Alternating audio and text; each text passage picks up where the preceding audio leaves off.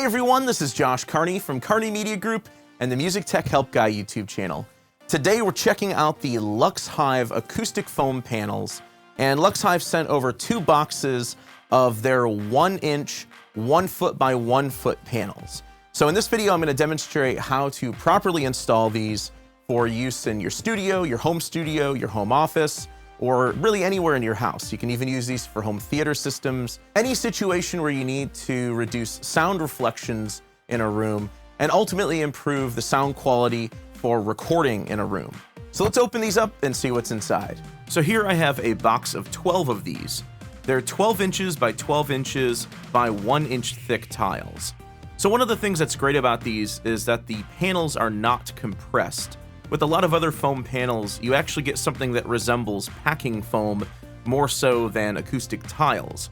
And a lot of companies really compress the foam to the point where you have to let it sit out for a few days before it regains its original shape. The reason why these can't be compressed is they're actually premium quality acoustic tiles, not polyurethane foam.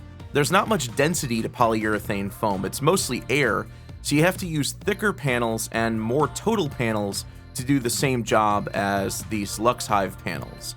So you will find that these panels are not quite as pliable as polyurethane. So be careful not to flex or bend these too much because they will break. Again, this has nothing to do with quality, it's because they're made from material that's actually meant to be used for acoustic treatment, not packing foam. Another big difference between LUXHIVE panels and polyurethane is that polyurethane foam can emit VOCs, or volatile organic compounds, into the air, which according to the EPA can be harmful to your liver, kidneys, and central nervous system. LUXHIVE intentionally does not use VOCs in their panels. And LUXHIVE panels are also made from a non-flammable material that doesn't emit a heavy toxic smoke when it's ignited. As you can see here, they will not stay lit even when exposed to a flame for a long period of time. Okay, so the first thing you want to do is figure out how you're going to mount these on the wall and also what pattern you're going to mount them on the wall. I'm going to put these on the back wall of my office since the front wall of my office is already treated.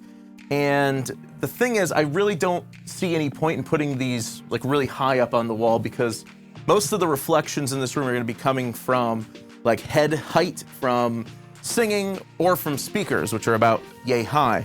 So what I'm going to do is 4 rows of 6. So I have a total of 24 panels. I'm going to do 4 rows of 6 starting about here at the top of the guitar necks. Then I don't have to cut anything for the guitar stands either. So those are going to come down to about here.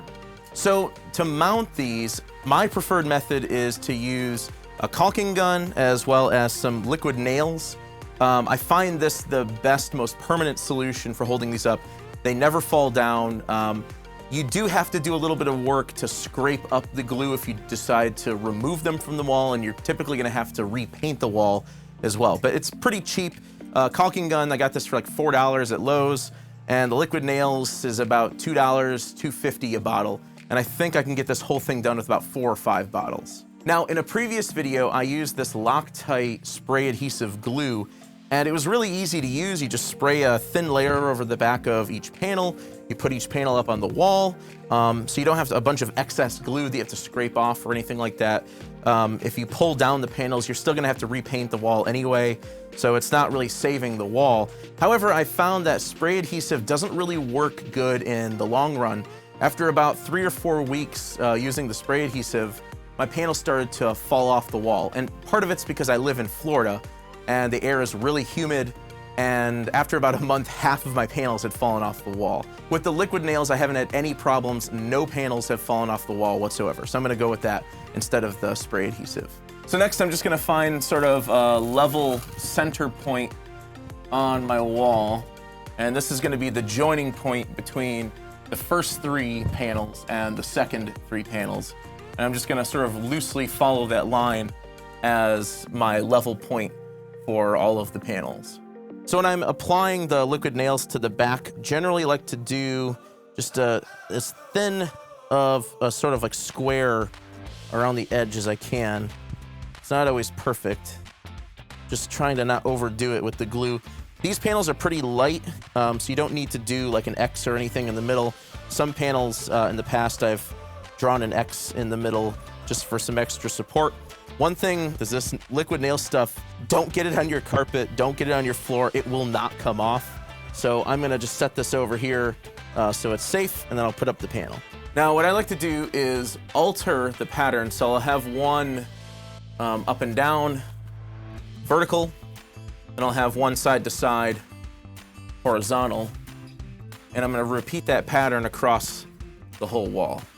And again, I'm just trying to make sure that these are pretty level while the glue is still wet.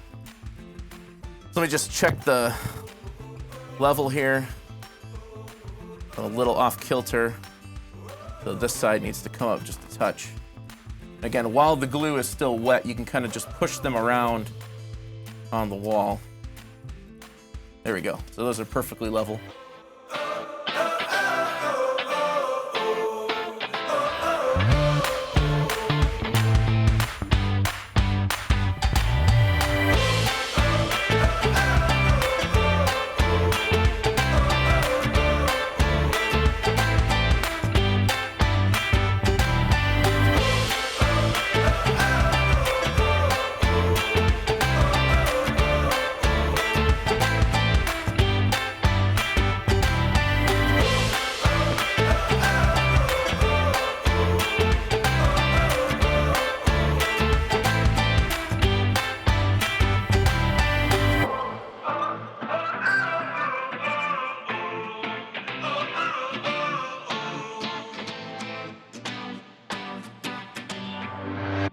All right, so I'm all done. I've got all the panels up.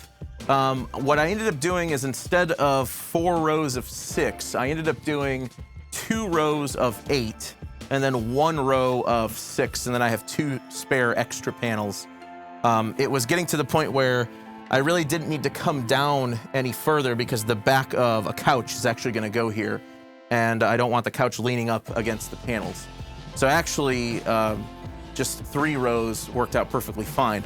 I also only used 2 tubes of liquid nails to put up 22 panels. So you can save some money there. Just get 2 or 3 of them. You don't need 4 or 5 like I said before. So once again, a big thanks to LUXHIVE for partnering with us on this video, and also for sending over the acoustic panels for us to demonstrate. You can check out LUXHIVE at luxhiveofficial.com, and I'll leave a link to their website and to purchase these panels in the video description below. And you can find them on Amazon as well, just by searching LUXHIVE.